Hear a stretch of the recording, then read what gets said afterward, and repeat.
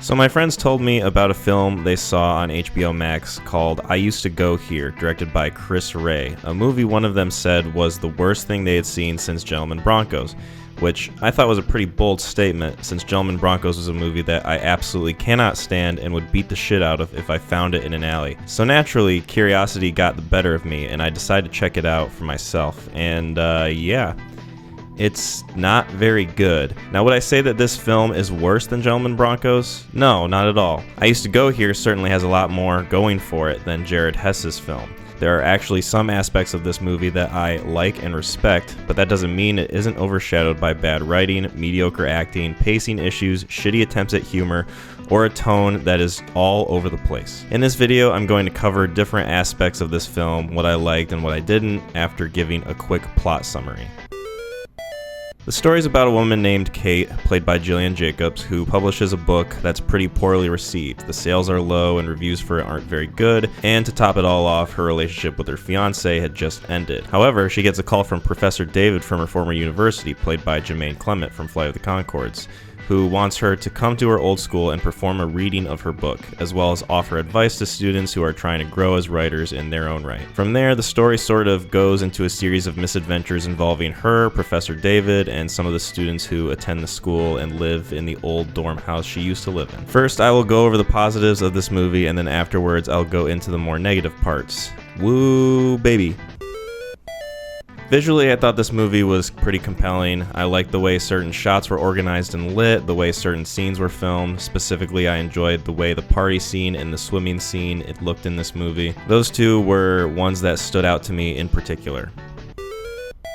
This is a weird positive to have about the film, but it was kind of refreshing to see a movie portray student writers in a way that was accurate and believable. It always annoys me when films make writers, especially student writers, out to be these massively broken, drug-addled, sex-fueled caricatures. I'm looking at you, kill your darlings. And I respect that this movie portrays them how they should be, for the most part, which are just flawed people trying to better themselves and their art.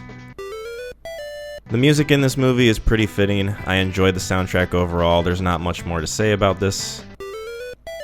For certain scenes, I enjoyed the acting in this movie. I thought the scenes where Kate was down on her luck and in moments of despair were pretty well acted by Gillian Jacobs. I also thought Jemaine Clement was adequate in this movie. Really, these two are the only who stand out as decent actors in this film, though I will say Gillian Jacobs' performance is pretty inconsistent, which leads nicely into the things about this movie that I didn't think worked at all.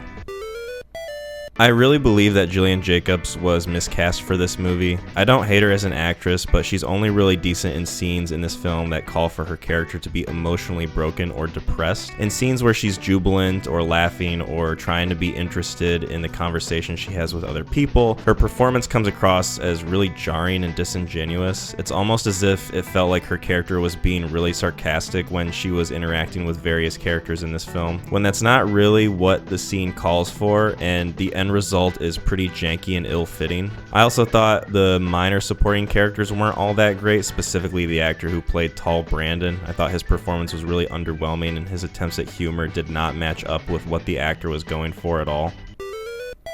This was the biggest problem I had with this film. It felt as if this movie didn't know what it wanted to be. Is it a drama? Is it a comedy? Is it a quirky hipster movie about a bunch of weirdo college kids? I don't really know. It's like the director was trying to go for all these different tones for one specific movie and it didn't work. It's like if I went into a buffet restaurant and I was in the mood for ice cream, but I also wanted soup, so I put ice cream and soup in the same bowl, and then I ate it and my tongue fell out of my ass. The attempts at humor also don't work in this movie in any way. Sure, comedy is subjective, you know, blah blah blah, whatever, but the humor just didn't connect with me on any level and would just come out of nowhere. There's a scene where Kate has dinner with a guy she recognizes from one of her old classes, so they have dinner, and then out of nowhere, to tell the audience that he's a creepy weirdo, they have him say, "You know, I used to jerk off to you in college."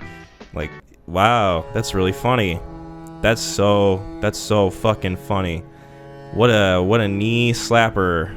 It's really funny. It's just random and gross and wacky. Woohoo!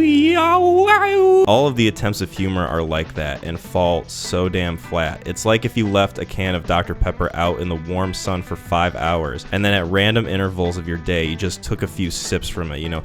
And then when those moments of sincerity do come up, they don't feel genuine because this movie cheapens them by trying to force this really bad humor into every other scene. It's not subtle in any way, and it makes it feel like those emotional moments are not properly earned. In relation to the tone, the pacing in this film is all over the place. The first 60% of this movie is paced at such a crawl and doesn't feel like it's going anywhere. It just feels utterly pointless. And then the last 40% feels like it's going way too fast and all of a sudden becomes this kind of stealth, espionage, uncovering the truth about a certain character kind of thing. The pacing is totally inconsistent and serves to only hinder the movie in a way that I don't think the director intended. If it was a consistent level of pacing, this movie wouldn't be such a slog to sit through, but you end up feeling every minute of it, and you wonder what the point of any of it even really is.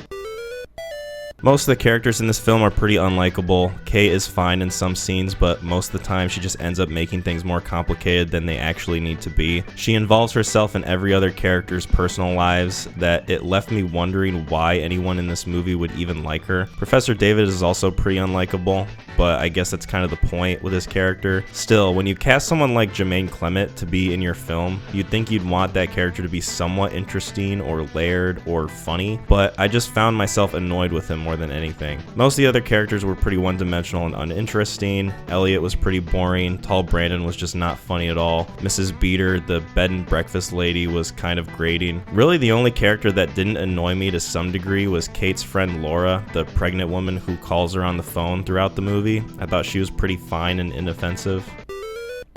This film suffers from an identity crisis. The movie wants to be both a heartfelt drama and a crude adult comedy, and it can't decide which one it wants to be. The humor falls flat almost every single time, and the characters don't help with any of it one bit. I enjoyed the visualization and the way some of the more dramatic, emotional scenes played out, but overall this film just feels purposeless and offers little in the way of anything unique or cohesive. It's a very messy, humor-devoid, poorly organized movie. 4 out of 10, baby.